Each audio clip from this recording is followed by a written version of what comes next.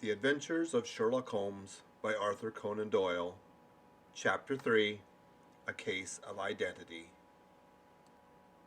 "My dear fellow," said Sherlock Holmes, as we sat on either side of the fire in his lodgings at Baker Street, "life is infinitely stranger than anything which the mind of man could invent. We would not dare to conceive the things which are really merely commonplace of existence. If we could fly out of that window hand in hand, hover over this great city, gently remove the roofs, and peep in at the queer things which are going on, the strange coincidences, the plannings, the cross purposes, the wonderful chains of event working through generations and leading to the most outre results, it would make all fiction with its conventionalities and foreseen conclusions most stale and unprofitable." "And yet I am not convinced of it," I answered. "The cases which come to light in the papers are as a rule bald enough and vulgar enough. We have in our police reports realism pushed to its extreme limits, and yet the result is, it must be confessed, neither fascinating nor artistic. A certain selection and discretion must be used in producing a realistic effect," remarked Holmes. "This is wanting in the police report, where more stress is laid, perhaps, upon the platitudes of the magistrate than upon the details, which to an observer contain the vital essence of the whole matter. Depend upon it, there is nothing so unnatural as the commonplace." I smiled and shook my head. "I can quite understand your thinking so," I said. "Of course, in your position of unofficial adviser and helper to everybody who is absolutely puzzled, throughout 3 continents you are brought in contact with all that is strange and bizarre. But here," I picked up the morning paper from the ground, "let us put it to a practical test. Here is the first heading upon which I come, a husband's cruelty to his wife. There's half a column of print, but I know without reading it that it is all perfectly familiar to me. There is, of course, the other woman, the drink, the push, the blow, the bruise, the sympathetic sister or landlady. The crudest of writers could invent nothing more crude." "Indeed, your example is an unfortunate one for your argument," said Holmes, taking the paper and glancing his eye down it. "This is a Dundas separation case, and as it happens, I was engaged in clearing up some small points in connection with it. The husband was a teetotaler, there was no other woman, and the conduct complained of was that he had drifted into the habit of winding up every meal by taking out his false teeth and hurling them at his wife, which, you will allow, is not an action likely to occur to the imagination of the average storyteller. Take a pinch of snuff, doctor, and acknowledge that I have scored over you in your example." He held out his snuff-box of old gold with a great amethyst in the center of it. Its splendor was in such contrast to his homely ways and simple life that I could not help commenting upon it. "Ah," he said, "I forgot that I had not seen you for some weeks. It is a little souvenir from the King of Bohemia in return for my assistance in the case of the Irene Adler papers." "And the ring?" I asked, glancing at a remarkable brilliant which sparkled upon his finger.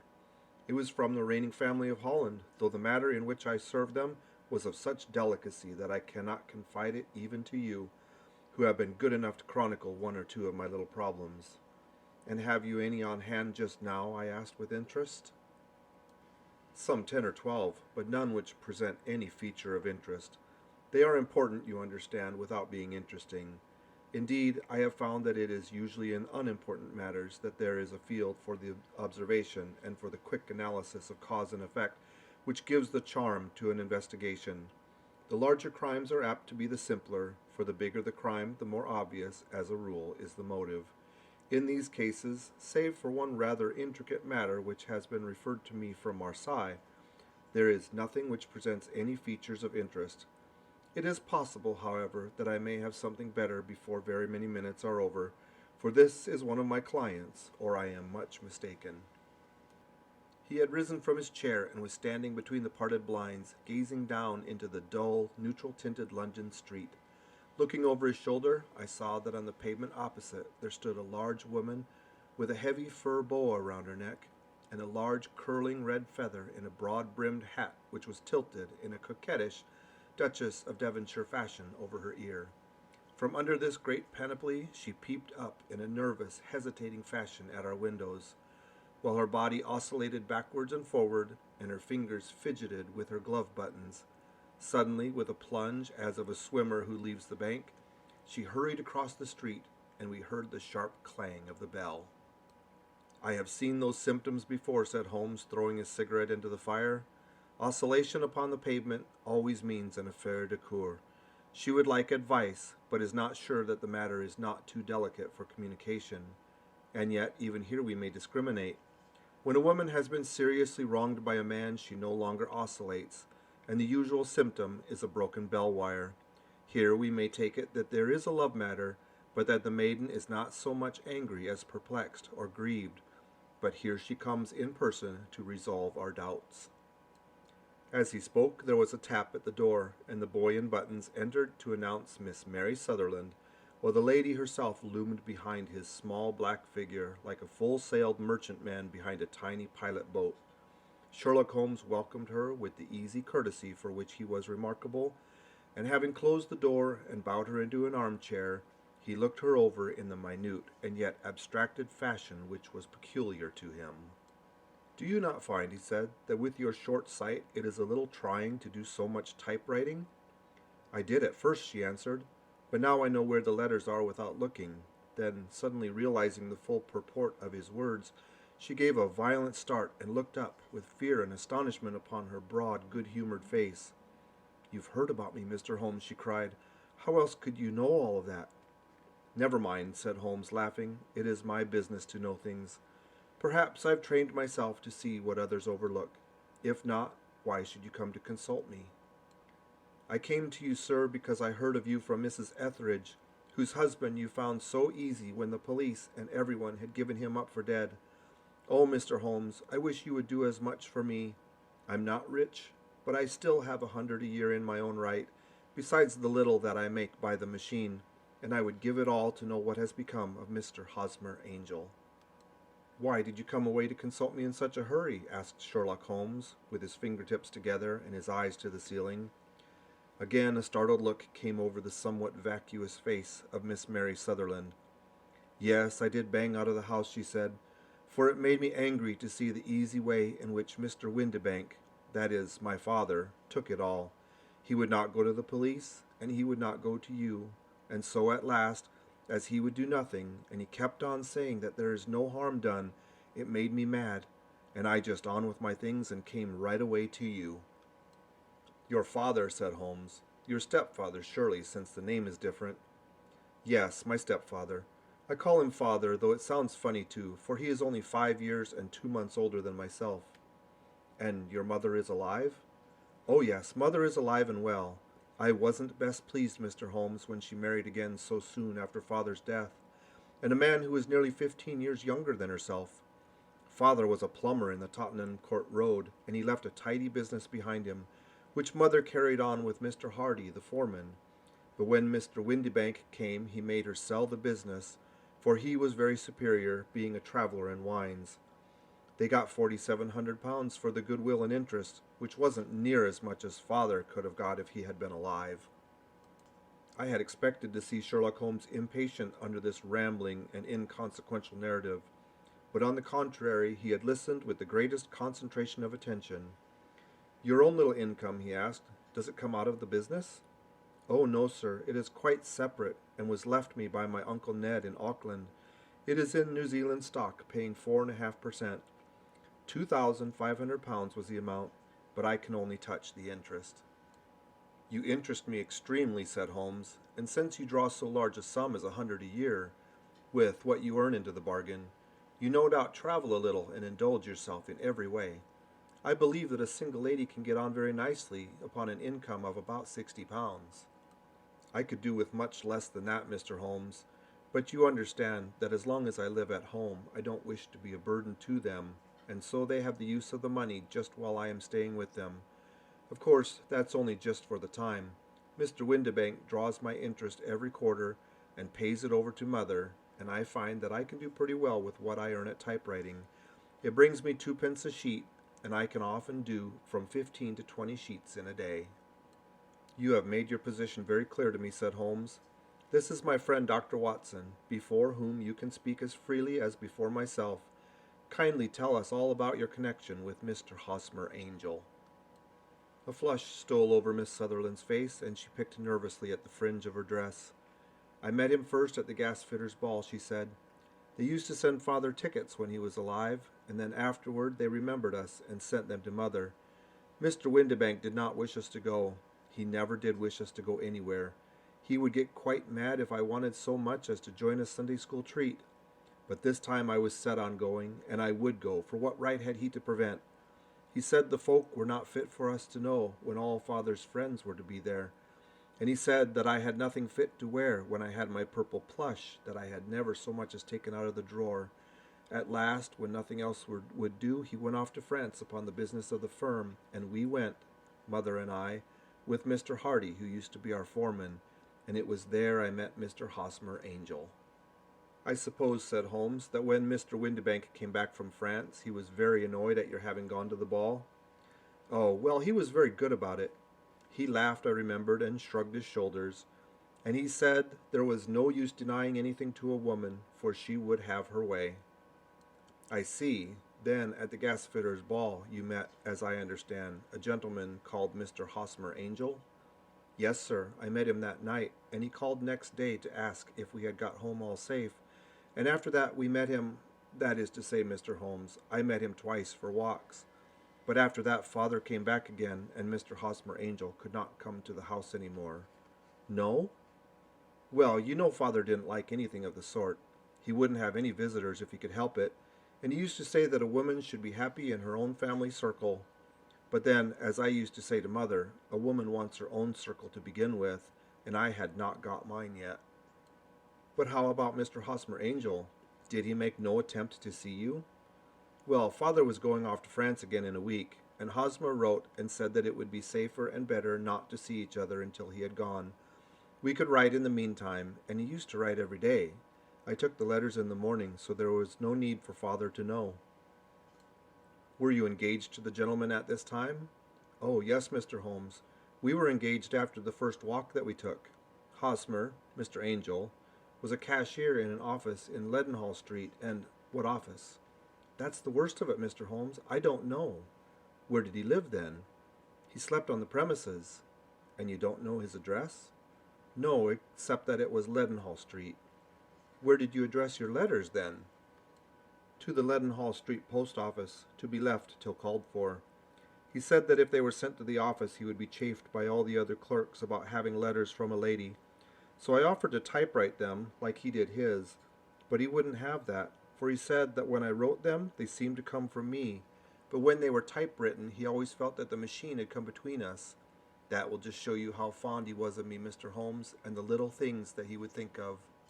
"It was most suggestive," said Holmes. "It has long been an axiom of mine that the little things are infinitely the most important. Can you remember any other little things about Mr. Hosmer Angel?" "He was a very shy man, Mr. Holmes.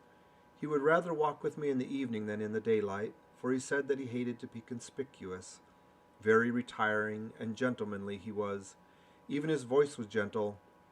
He'd had the quinsy and swollen glands when he was young, he told me, and it had left him with a weak throat and a hesitating, whispering fashion of speech. He was always well dressed, very neat and plain, but his eyes were weak, just as mine were, and he wore tinted glasses against the glare." "Well, and what happened when Mr. Windibank, your stepfather, returned to France?" "Mr. Hosmer Angel came to the house again and proposed that we should marry before Father came back. He was in dreadful earnest and made me swear with my hands on the testament that whatever happened I would always be true to him. Mother said he was quite right to make me swear, and that it was a sign of his passion. Mother was all in his favor from the first, and was even fonder of him than I was. Then, when they talked of marrying within the week, I began to ask about Father, but they both said never mind about Father, but just to tell him afterward. And Mother said she would make it all right with him. I didn't quite like that, Mr. Holmes.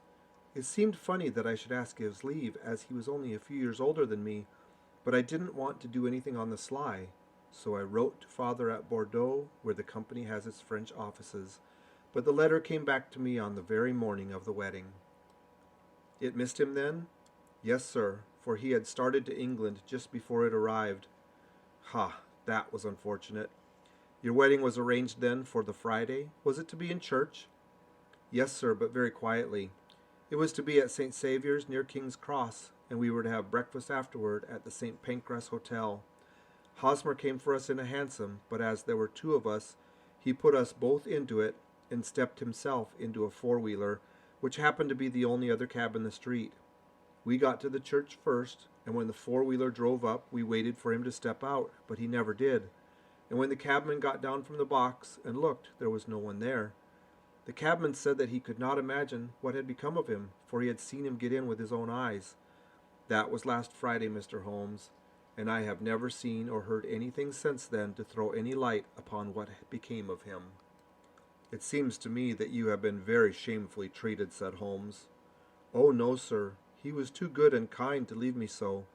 Why, all the morning he was saying to me that whatever happened I was to be true, and that even if something quite unforeseen occurred to separate us, I was always to remember that I was pledged to him, and that he would claim his pledge sooner or later. It seems strange talk for a wedding morning, but what has happened since gives a meaning to it. Most certainly it does. Your own opinion is then that some unforeseen catastrophe has occurred to him? Yes, sir. I believe he foresaw some danger, or else he would not have talked so. And then I think that what he foresaw happened. But you have no notion as to what it could have been? None.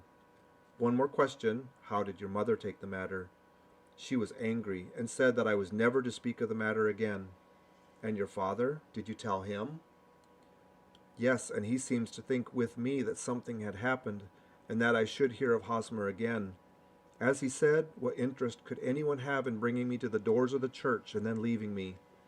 Now, if he had borrowed my money, or if he had married me and got my money settled on him, there might be some reason.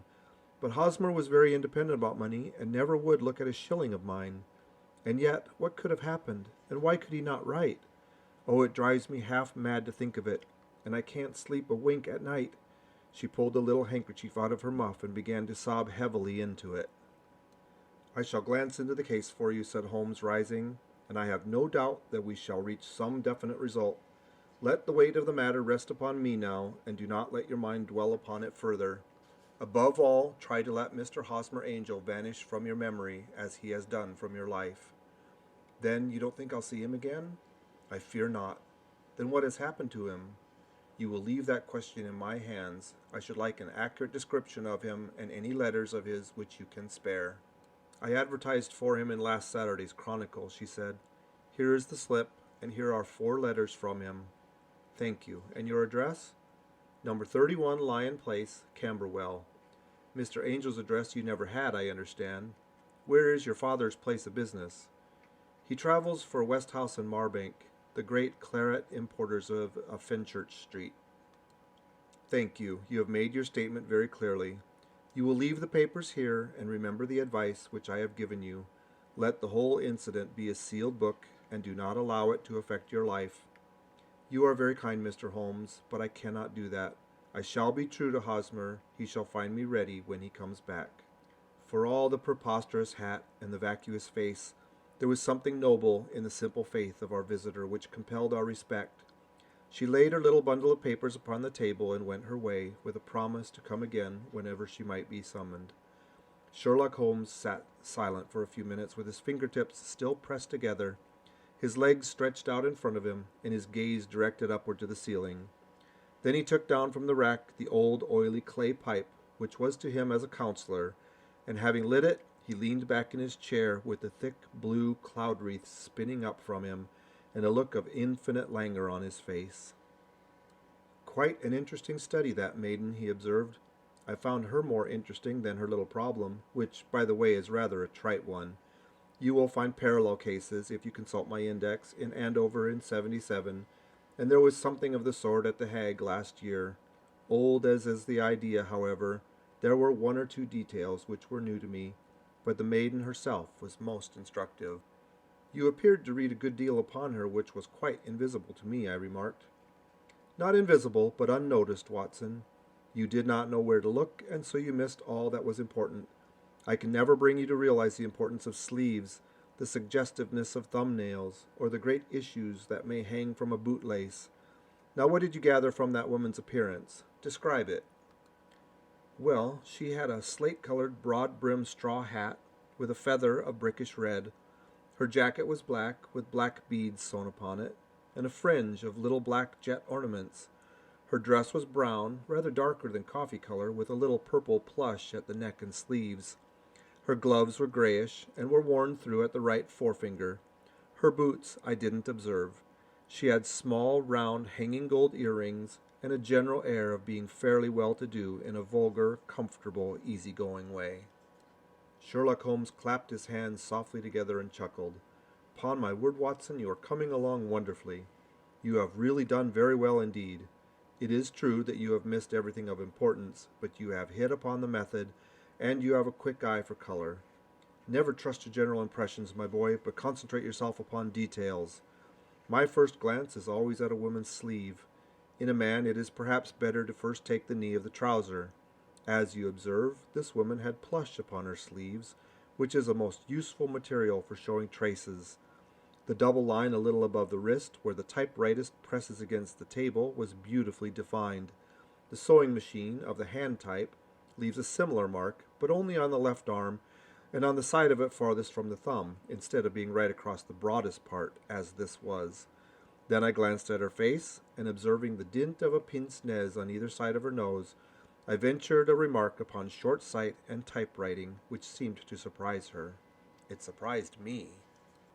But surely it was obvious. I was then much surprised and interested on glancing down to observe that though the boots which she was wearing were not unlike each other, they were really odd ones, the one having a slightly decorated toe cap, and the other a plain one. One was buttoned only on the 2 lower buttons out of 5, and the other on the first, third, and fifth. Now when you see a young lady, otherwise neatly dressed, has come away from home with odd boots, half buttoned, it is no great deduction to say that she came away in a hurry." "And what else?" I asked, keenly interested, as I always was, by my friend's incisive reasoning.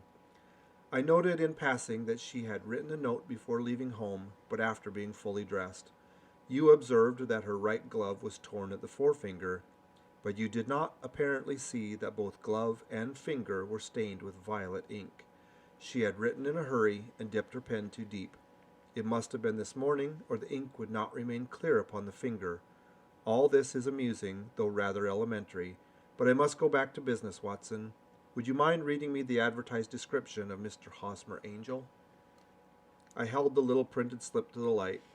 "Missing," it said, "on the morning of the 14th, a gentleman named Hosmer Angel, about 5 feet 7 inches in height, strongly built, sallow complexion, black hair, a little bald in the center, bushy black side whiskers and mustache, tinted glasses, slight infirmity of speech.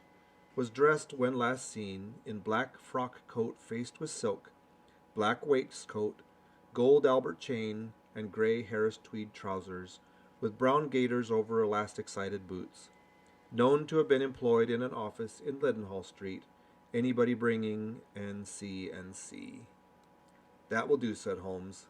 "As to the letters," he continued, glancing over them, "they are very commonplace.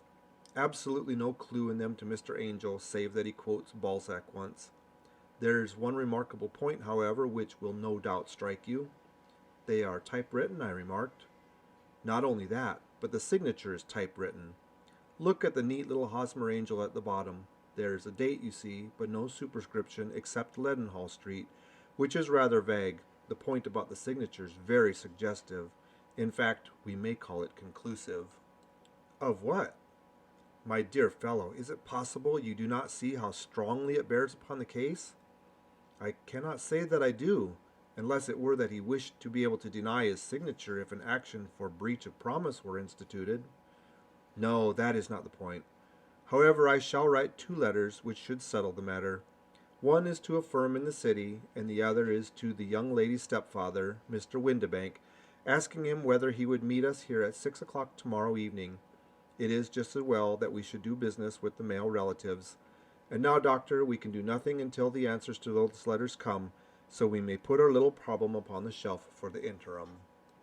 I had had so many reasons to believe in my friend's subtle powers of reasoning and extraordinary energy in action that I felt he must have some solid grounds for the assured and easy demeanor with which he treated the singular mystery which he had been called upon to fathom.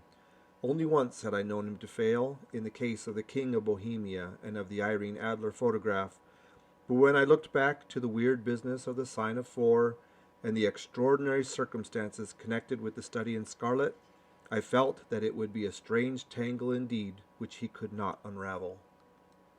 I left him then, still puffing at his black clay pipe, with the conviction that when I came again on the next evening, I would find that he held in his hands all the clues which would lead to the identity of the disappeared bridegroom of Miss Mary Sutherland. A professional case of great gravity was engaging my own attention at the time, and the whole of the next day I was busy at the bedside of the sufferer. It was not until close upon 6 o'clock that I found myself free and was able to spring into a hansom and drive to Baker Street, half afraid that I might be too late to assist at the denouement of the little mystery. I found Sherlock Holmes alone, however, half asleep, with his long, thin form curled up in the recesses of his armchair. A formidable array of bottles and test tubes, with the pungent, cleanly smell of hydrochloric acid, told me that he had spent the day in his chemical work, which was so dear to him. "Well, have you solved it?" I asked as I entered. "Yes, it was the bisulfate of baryta." "No, the mystery," I cried. "Oh, that. I thought of the salt that I had been working upon. There was never any mystery in the matter, though, as I said yesterday, some of the details are of interest. The only drawback is that there is no law, I fear, that can touch the scoundrel." "Who was he, then, and what was his object in deserting Miss Sutherland?" The question was hardly out of my mouth, and Holmes had not yet opened his lips to reply, when we heard a heavy footfall in the passage and a tap at the door. "This is the girl's stepfather, Mr. James Windibank," said Holmes. "He has written to me to say that he would be here at 6. Come in." The man who entered was a sturdy, middle-sized fellow, some 30 years of age, clean-shaven and sallow-skinned, with a bland, insinuating manner and a pair of wonderfully sharp and penetrating gray eyes. He shot a questioning glance at each of us, and placed his shiny top hat upon the sideboard, and with a slight bow sidled down into the nearest chair. "Good evening, Mr. James Windibank," said Holmes. "I think that this typewritten letter is from you, in which you made an appointment with me for 6 o'clock. "Yes, sir. I am afraid that I am a little late, but I am not quite my own master, you know. I am sorry that Miss Sutherland has troubled you about this little matter, for I think it is far better not to wash linen of this sort in public. It was quite against my wishes that she came, but she is a very excitable, impulsive girl, as you may have noticed, and she is not easily controlled when she has made up her mind on a point. Of course, I did not mind you so much, as you are not connected with the official police, but it is not pleasant to have a family misfortune like this noised abroad. Besides, it is a useless expense, for how could you possibly find this Hosmer Angel?" "On the contrary," said Holmes quietly, "I have every reason to believe that I will succeed in discovering Mr. Hosmer Angel." Mr. Windibank gave a violent start and dropped his gloves. "I am delighted to hear it," he said.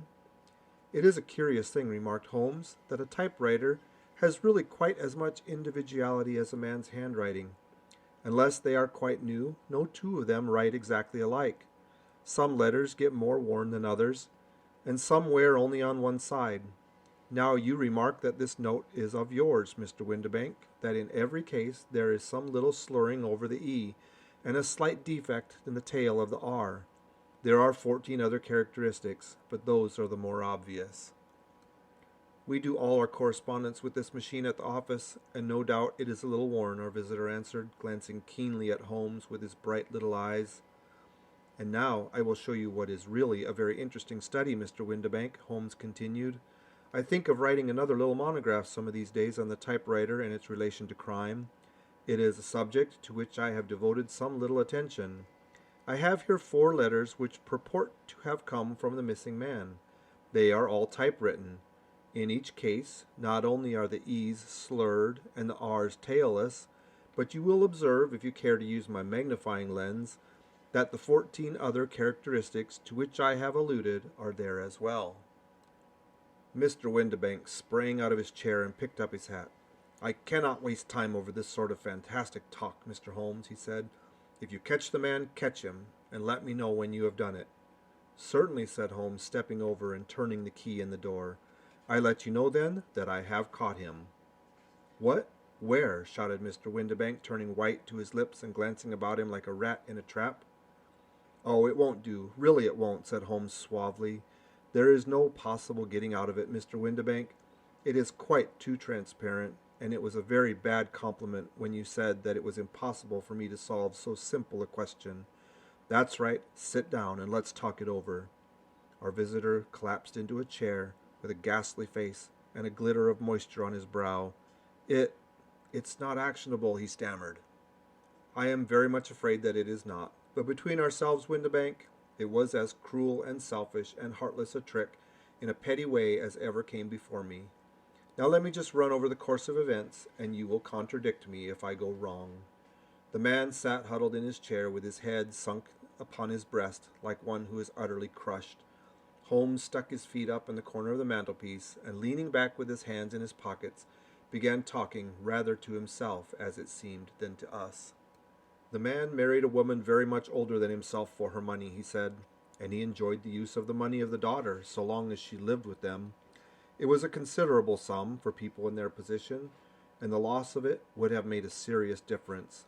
It was worth an effort to preserve it. The daughter was of a good, amiable position, but affectionate and warm-hearted in her ways, so that it was evident that with her fair personal advantages and her little income, she would not be allowed to remain single long. Now our marriage would mean, of course, the loss of 100 a year. So what does her stepfather do to prevent it? He takes the obvious course of keeping her at home and forbidding her to seek company of people of her own age. But soon he found that that would not answer forever. She became restive, insisted upon her rights, and finally announced her positive intention of going to a certain ball. What does her clever stepfather do then? He conceives an idea more creditable to his head than to his heart. With the connivance and assistance of his wife, he disguised himself, covered those keen eyes with tinted glasses, masked the face with a mustache and a pair of bushy whiskers, sunk that clear voice into an insinuating whisper, and doubly secure on account of the girl's short sight, he appears as Mr. Hosmer Angel and keeps off other lovers by making love himself. "It was only a joke at first," groaned the visitor. "We never thought that she would have been so carried away." "Very likely not. However that may be, the young lady was very decidedly carried away, and having quite made up her mind that her stepfather was in France, the suspicion of treachery never for an instant entered her mind. She was flattered by the gentleman's attentions, and the effect was increased by the loudly expressed admiration of her mother. Then Mr. Angel began to call, for it was obvious that the matter should be pushed far as it could go if a real effect were to be produced. There were meetings and an engagement which would finally secure the girl's affections from turning toward anyone else. But the deception could not be kept on forever. These pretended journeys to France were rather cumbrous. The thing to do was clearly to bring the business to an end in such a dramatic manner that it would leave a permanent impression upon the young lady's mind and prevent her from looking upon any other suitor for some time to come. Hence those vows of fidelity enacted upon a testament, and hence also the illusion of a possibility of something happening on the very morning of the wedding. James Windibank wished Miss Sutherland to be so bound to Hosmer Angel and so uncertain as to his fate that for 10 years to come, at any rate, she would not listen to another man. As far as the church door he brought her, and then, as he could go no further, he conveniently vanished away by the old trick of stepping in at one door of a four-wheeler and out at the other. I think that was the chain of events, Mr. Windibank.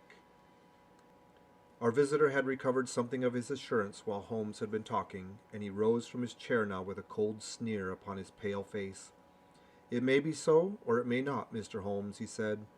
"But if you are so sharp, you ought to be sharp enough to know that it is you who are breaking the law now, and not me. I have done nothing actionable from the first, but as long as you keep that door locked, you lay yourself open to an action for assault and illegal constraint." "The law cannot, as you say, touch you," said Holmes, unlocking and throwing open the door. "Yet there never was a man who deserved punishment more. If the young lady has a brother or a friend, he ought to lay a whip across your shoulders. By Jove," he continued, flushing up at the sight of the bitter sneer upon the man's face, "it is not part of my duties to my client, but there's a hunting crop handy, and I think I shall just treat myself to—" He took 2 swift steps to the whip, but before he could grasp it, there was a wild clatter of steps upon the stairs, and the heavy hall door banged, and from the window he could see Mr. James Windibank running at the top of his speed down the road. "There's a cold-blooded scoundrel," said Holmes, laughing as he threw himself down into his chair once more. "That fellow will rise from crime to crime until he does something very bad and ends on a gallows. The case has, in some respects, been not entirely devoid of interest." "I cannot now entirely see all the steps of your reasoning," I remarked. "Well, of course it was obvious from the first that this Mr. Hosmer Angel must have some strong object for his curious conduct, and it was equally clear that the only man who really profited by the incident, as far as we could see, was the stepfather. Then the fact that the two men were never together, but that the one always appeared when the other was away, was suggestive. There were tinted spectacles and the curious voice, which both hinted at a disguise, as did the bushy whiskers. My suspicions were all confirmed by his peculiar action in typewriting his signature, which of course inferred that his handwriting was so familiar to her that she would recognize even the smallest sample of it.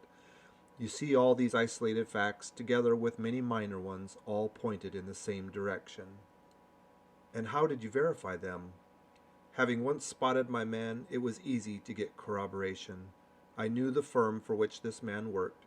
Having taken the printed description, I eliminated everything from it which could be the result of a disguise, the whiskers, the glasses, the voice, and I sent it to the firm with a request that they would inform me whether it answered the description of any of their travelers.